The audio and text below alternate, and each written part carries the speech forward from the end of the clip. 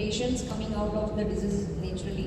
Served as a IMA Gandhidham branch secretary in year 2013 and served as a IMA Gandhidham branch president from 2014 to 2020.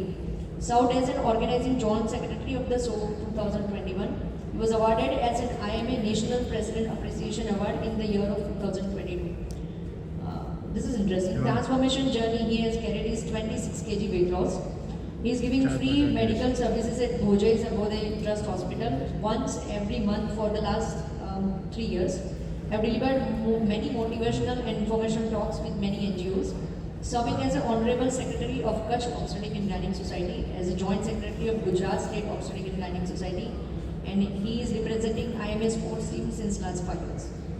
Stage is yours. Thank you, Rucha ma'am, for the kind introduction. Thank you all the chairs. At the onset, I'm really grateful to the Foxy Presidential Conference Surat, that is Dr. Praful Doshi sir, Nimish Salat sir, MC Patel sir, Darshan Wadekar sir, Ravindra Korat, my friend. Special thanks to Arpit Vachani ma'am, Ashwin Vachani sir, and the whole scientific committee, Rosie ma'am and everyone, for giving me this opportunity to share some of my ideas about the counseling in case of unexplained stillbirth. If we see some of the lines in incidents, it says that more than 3 million stillbirths each year worldwide. એટલે અગર આપણે હોસ્પિટલમાં થઈ જાય તો કાંઈ નવી વસ્તુ નથી. 2005 it was 6.2 per 1000 total births in United States. એટલે કે અમેરિકામાં થાય ને ઇન્ડિયામાં થઈ જાય તો કાંઈ નવી વસ્તુ નથી. But we should understand and we should remember this data. In some of our counseling, we can introduce this data to our patients and relatives that 1000-2000 ડિલિવરીઓ થતી હોય ત્યારે 6-12 ડિલિવરીઓ આવી અચાનકથી થઈ જતી હોય. આવું અમેરિકામાં બી થાય છે, દિલ્હીમાં થાય, મુંબઈમાં થાય, સુરતમાં થાય, ગાંધીધામમાં થાય. So if we start this way, some of our patients, some might accept this fact, but at least we should know these facts. The rate of early stillbirth has remained stable, the late fetal loss has decreased, Africans have more stillbirth, and there are some high risk factors, we'll see those also. In almost 25 to 60% of the cases of a stillbirth, the reason is not known. Similarly, we have to start our counseling. ઘણીવાર ડિલિવરીઓ કરાવી, બધું સારું હોય, અચાનકથી આવું થાય, કારણ શું હોય અમને નથી ખબર. So we have to be natural, we have to be transparent. If we really don't know the reason of stillbirth in this case, we have to start like that. Identifiable causes we have to be in mind. We are scientific people, we are doctors, so we should have identifiable disease in our mind, and those are maternal conditions, like a prolonged pregnancy, post-date, maternal diabetes, mellitus, SLE, APLA, infections, hypertension, preeclampsia, eclampsia, hemoglobinopathies, AMA, RH, uterine rupture, and many other things. એટલે કે આમાંથી કોઈ પણ indications, કોઈ પણ conditions અગર પેશન્ટમાં હોય તો ડિલિવરી વખતે અગર પેશન્ટના રિલેટિવને બોલાવીને એકવાર સમજાયું કે આપણે બધું શાંતિથી કોશિશ કરશું, ડિલિવરી થશે, કદાચ ક્યારેક અચાનકથી બચ્ચું ના રડે અથવા મરેલું આવે એવું બની શકે. ભલે મરેલું આવે એવું તો ના જ બોલી, પણ તો બી બચ્ચામાં કાંઈક તકલીફ થાય એવું તો કહી જ શકે. તો થાય શું કે અગર જો આવી નાનકડી પ્રાઇમિંગ આપણે કરેલી હોય, આપણે સ્ટીલબર્થ કરવાના જ નથી, પણ અગર જો આવી નાનકડી પ્રાઇમિંગ કરેલી હોય ને કદાચ કોઈક 100માંથી એકાદ કેસમાં ખરેખર થઈ જાય તો રિલેટિવને ખબર હોય કે સાહેબે કીધું તો કે આવું થઈ તો શકે.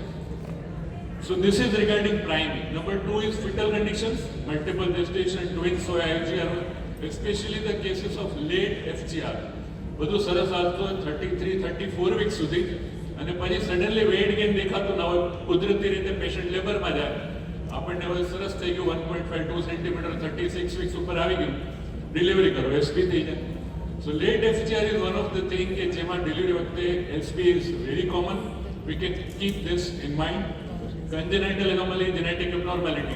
Genetic abnormality is again one thing that we can use as a weapon in our counseling. We should not say so, but it is the case કે ઘણીવાર એવું બને કે બચ્ચામાં અગર જેનેટિક abnormality હોય તો કુદરતી રીતે બચ્ચું સ્ટીલબર્થ થઈ જાય અને આપણને ના સમજાણ હોય કે આવું શું કામ. So these are some of the things. Of course, fetal infections and other things are there, code accidents, abruption, બ્રોમ etcetera can be the placental factors, એટલે કે પ્રેગ્નન્સી વિથ બ્લીડિંગ અગર જો તમે ડીલ કરતા હો તો we should keep this in mind. Counseling is an interactive process between the doctor and the patient where the information is exchanged. આપણે પેશન્ટને આપણી વસ્તુ જે કહેવા માંગીએ છીએ સમજાવી and the support is provided. ત્રણ વસ્તુ મેઇન જોવાની છે: creating a good personal relationship. આપણા પેશન્ટ અને રિલેટિવ સાથે અગર જો થોડાક સારા રેપો હશે તો એ આપણને ભવિષ્યમાં કામ આવશે. વી have two facilitate exchange of information, એટલે કે જે પેશન્ટની તકલીફ છે એ આપણે પ્રોપરલી પાસ કરવાની છે એના દિમાગમાં. And we should include patients in decision making, એટલે કે બધું સમજાવીને છેલ્લે એના મોઢે બોલાવવાનું છે કે ટ્રીટમેન્ટ આ કરવાની છે.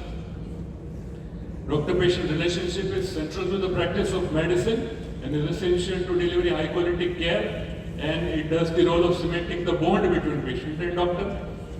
આપણને શું કામ સમજાવતા આવડવું જોઈએ? સમજાવતા એટલે પટાવતા નથી લેવાનું, પણ we should be skillful in our counseling.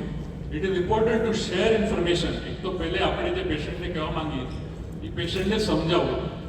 It is important to share proper information with patients and relatives.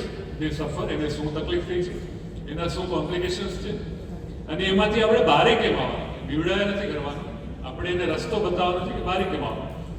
અગર જો પેશન્ટનું કાઉન્સેલિંગ પ્રોપર કર્યું હશે અને એ સેટિસ્ફાઈડ હશે કે ના સાહેબે કીધું મને સમજાઈ ગયું શું કહેવા માંગે, then there are very less chance that we will have medico-legal litigations. જો litigations નહીં હોય તો આપણા ફ્યુચર હેડેક્સ ઓછા થઈ જશે. સમજાવવાનું કેવી રીતે? How we can counsel to our patient. Try તો બધા કરીએ છીએ, પેશન્ટ આપણી સામે હોય, ઘણીવાર આપણને થાય કે આપણે તો જે કરવાનું તે કરી લીધું, તો બી ઘણા બધા પેશન્ટ સમજતા જ નથી શું કહેવા માંગે. એક સર્વે મેં વાંચ્યો હતો કે જેમાં એવું કહેવામાં આવ્યું હતું કે પેશન્ટના ડૉક્ટરના કન્સલ્ટેશન રૂમમાંથી બહાર નીકળેલા પેશન્ટમાંથી 30 થી 40% પેશન્ટને એ જ ખબર નથી હોતી કે ડૉક્ટરે એકચ્યુઅલી કીધું શું છે. હા કરીને નીકળી જાય, બહાર આવીને વડી સ્ટાફનો માથું ખાય, બેન કંઈ તકલીફ તો નથી, એકવાર પૂછી લો ખાવાનું શું છે. This is the fact that we face in our hospital. મારી હોસ્પિટલમાં ક્યારેક થતું હશે કે છેલ્લે પછી સ્ટાફનું માથું ખાય. તો બોલવાનું કેવી રીતે? આપણે how we should counsel to our patient. Number 1 is return counselling, એટલે કે આપણે પેશન્ટને બધું લખીને ને દોરીને ને સમજાવી દઈએ. કંઈ પણ પૂછે તો પતાકડા પકડાવી દઈએ, કાગળિયા લીફલેટ પકડાવી દઈએ, તો એટલું ઇફેક્ટિવ નથી હોતું. પછી consent is also part of written communication, but it is not, I tell you that is not that effective in counselling. Number 2 is verbal, એટલે કે આપણને જે આવડતું હોય એ આપણે બોલી જઈએ. સાયન્ટિફિક ઇન્ફોર્મેશન વચ્ચે વચ્ચે એવા નામ લાવીએ કે પેશન્ટને થાય કે ઓહો સાહેબને સારી ખબર. But what matters is known verbal part of the counselling, એટલે કે વચ્ચે વચ્ચે how we do the haptic communication, એટલે કે આપણું કામ પૂરું થાય, કદાચ આપણું કંઈક સારું હોય તો આપણે શાંતિથી we can hold our hands, અને અગર જો કંઈક આપણે ખરાબ ડિક્લેર કરીએ છીએ we can hold or at least touch some of the shoulders of a relative. બધાના નહીં પણ at least we can touch some of the shoulders of a relatives, તો એને ફીલ થાય કે ના સાહેબ દિલથી સમજાવવાની ટ્રાય કરે છે. દેન વી શુડ લર્ન ક્રોનેમિક કમ્યુનિકેશન, એટલે કે ટાઈમ પરસેપ્શન, એટલે કે જ્યાં કાઉન્સેલિંગ કરવાની હોય ત્યાં આપણે ટાઈમસર પહોંચી જઈએ, પેશન્ટને બહુ રાહ ના જોડે. નંબર 3, બડબડ આખું બોલી જઈએ, પેશન્ટને જ ના બોલવા દઈએ, વચ્ચે કંઈક બોલવા માંગતો તો આપણે આપણો ટોન ઊંચો કરીને એને ચૂપ કરાવી દઈએ.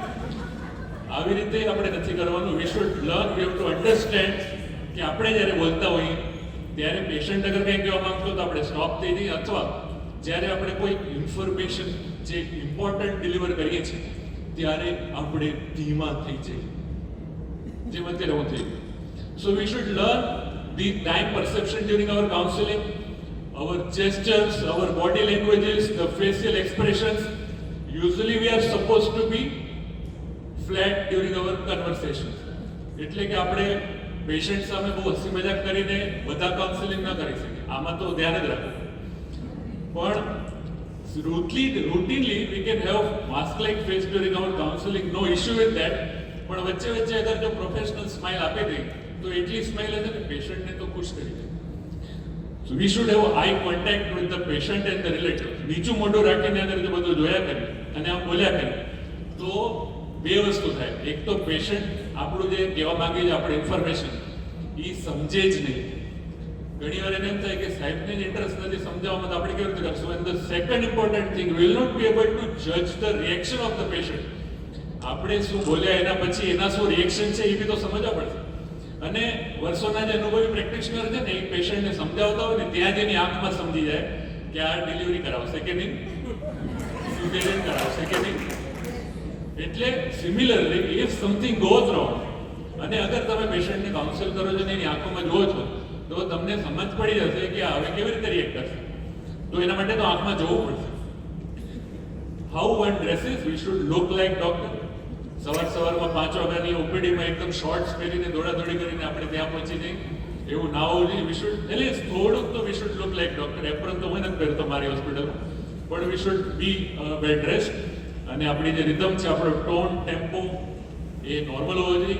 Stress should not be evident in our counselling. તકલીફવાળો કેસ હોય, થોડોક સ્ટ્રેસ આવે, આપણે we have to learn how to do stress management.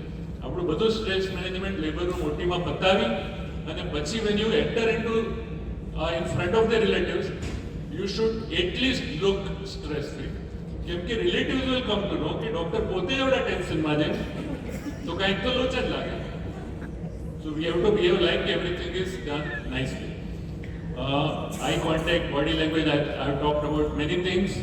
Who are the loved clinicians? એટલે કે જે મેં સમજાવ્યું એવું તમે કરશો તો you will be loved clinicians. But આવી વાતો આપણે ભલે કરતા હોય, but a gynecologist is caught many of the times into a tragedy, that is stillbirth.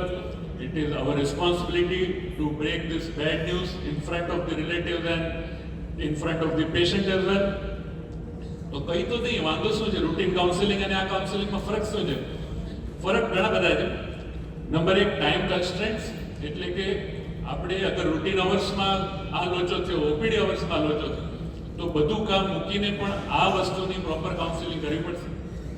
Hour language, patient language, આપણે વરાછામાં પ્રેક્ટિસ કરતા હોય અને યુપી બિહારનો અગર જો આપણને પેશન્ટ આવી જાય તો બી we have to learn to deliver proper information in the language they understand. આપણે ઉડિયાને એ બધી ભાષા બોલવા નથી માંડવાની, બટ એટલીસ્ટ આપણી ઇન્ફોર્મેશન એવી હોવી જોઈએ કે જે પ્રોપરલી સમજી શકે કે આપણે કેવા શું માંગીએ.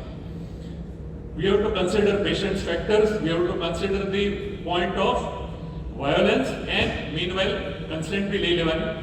પેશન્ટ ફેમિલીમાં number 1 is confirm that the relatives belong to the patient. Number 2, wait for the whole family. You start counseling to 2 people in front of you and suddenly the thing come.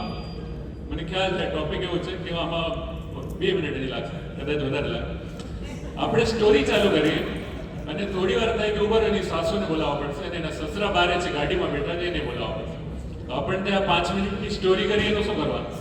તો કાંઈ પણ story ચાલુ કરવાથી પહેલા confirm કે કોણ આવ્યું છે. સવિતાબેનના સગા, ઓકે આવો. બીજા કોણ કોણ છે અહીંયા? બારે તો કોઈ નથી ઉભા. You have to confirm everything. પછી બધા જે 10 જણા આવી ગયા હોય, કંઈક લોચા થાય તો સગા તો ઘણા આવે, પછી એમાંથી કન્ફર્મ કરવાનું કે આપણા કામનું કોણ છે ને પંચાયતીઓ કોણ છે. 3 જણા એમાં રિલેટિવ નીકળશે, મેં એસે આયા હું, અને 2 કે 3 જણા એવા હશે, એમાંથી 3 માંથી એક જ એવી વ્યક્તિ હશે કે જે રેગ્યુલર એજન્સીમાં આવી હશે, બાકી 2 અચાનકથી દેખાડી હશે. તો એમાંથી 2 કે 3 જણા જે તમને લાગે છે કે આ કામના છે અને તમને લાગે છે કે આ આપણી વાત માનશે, એ લોકોની આંખોમાં વધારે જોવાનું કે જેથી એને આપણે ઉતરે શું કહેવા માંગે છે. બાકીના લોકોને જોતા તો રહેવાનું કે એ શું કરે. We should be worried, or rather we should be conscious about the violence against doctors. કેવી રીતે ખબર પડે કે કોઈ લોચા મારતો પેશન્ટ? સ્ટેરિંગ. આપણી કાઉન્સેલિંગ ચાલતી હોય અને કોઈ રિલેટિવ આપણને આમ જોયા જ કરતો હોય, પલકે ના ઝબકાવે, એટલે સમજવાનું કે આ લોચા મારશે. ટોન એટલે કે રિલેટિવ આપણે બોલતા હા હા એ તો અમે જોઈ લઈશું. એન્ઝાઇટી એટલે આપણને એ લોકો બહુ ટેન્શનમાં દેખાતા હોય, મમલિંગ, ભલે ભલે સાહેબ એ તો ભલે અમે જોઈ લઈશું, જેવું મમલિંગ કરે. અને પેસિંગ, ફાઇલ લાવો ફટાફટ, ક્યાં છે અમારું પેશન્ટ. તો these are the things. Staring, tone, anxiety, mumbling and pacing. આવું દેખાય એટલે we have to be conscious કે કંઈક લોચા કરશે. અને એટલે જ સ્ટીલબર્થની કાઉન્સેલિંગ કરો તો એનાથી પહેલે પેશન્ટ કન્ફર્મ કરો, રિલેટિવ કન્ફર્મ કરો, એને શાંતિથી બેસાડો, એ નીચે બેઠા હોય ને આમ તમે ઉપર બેસીને બોસ બનીને એને સમજાવો, એવું ના કરો. એની આંખ તો આંખ હાઈ લેવલ પર બેસીને કાઉન્સેલિંગ કરો. તમે કોણ છો, તમે શું ટ્રીટમેન્ટ કરી એ આખું એને ઇન્ફોર્મ કરો. પેશન્ટને શું શું ખબર છે, શું એને હજી જાણવું છે એ સમજો. પેશન્ટની ટ્રીટમેન્ટમાં, ડિલિવરીમાં અને બચ્ચાને રિસસિટેશનમાં આપણે શું શું મહેનત કરી છે, કયા કયા પીડિયાટ્રિશિયનને બોલાવીને આપણે મહેનત કરી એને કહો. કાઉન્સેલ પાસ્ટ ઇન્ફોર્મેશન પ્રોપરલી, એટલે કે આખી સ્ટોરી પત્યા પછી બચ્ચું મરેલું આવ્યું એ જ પેશન્ટ સમજ્યું ના, રિલેટિવ સમજ્યું ના, એવું ના થવું જોઈએ. ડાયરેક્ટલી કહો કે બચ્ચું મરેલું આવ્યું છે. So you to pass the information properly, અને ખબર પડી જોઈએ કે શું કહેવા માંગેલું સાહેબ. અને at the end of the day તમે એને કંઈ એના સવાલ જવાબ હોય તો આપો. જે હકીકત હોય, જે સાચું છે એ જ કહો કે બચ્ચું બહાર આવ્યું ત્યારે હાર્ટ નહોતા, અમે એની ફૂલ પમ્પિંગ કરી, પીડિયાટ્રિશિયન પણ હાજર હતા, પણ ultimately it becomes the thing. Take it from મી, અગર જો તમે સાચું બોલશો, દિલથી બોલશો, તો people will accept in 99% of the cases. And last line is narrate the positive aspect of the case, કે જો દોસ્ત બધું ખરાબ થયું પણ એટલીસ્ટ ડિલિવરી શાંતિથી પતી ગઈ છે, બેનની તબિયત સારી છે, આગળ જતા ડિલિવરી અગર કરવી હશે તો શાંતિથી થઈ શકશે. અને જે બચ્ચું આપણી વચ્ચે રજા લઈ ગયું છે એ આપણી સારી સારવાર લઈ ચૂક્યું છે. આપણે 9 મહિના સારી મહેનત કરી. તમે લોકો બહુ સરસ રેગ્યુલર આવ્યા. Thank you. તમે લોકો સરસ આવ્યા, અને અમે પણ સારી મહેનત કરી, પીડિયાટ્રિશિયને સારી મહેનત કરી, પણ અલ્ટિમેટલી આવો છો. Don't do blaming the relative. કોઈ દિવસ રિલેટિવનો માર્ક નહીં કાઢવાનો. And at the end of the day you should have this with you, and that is indemnity policy scheme. Thank you very much.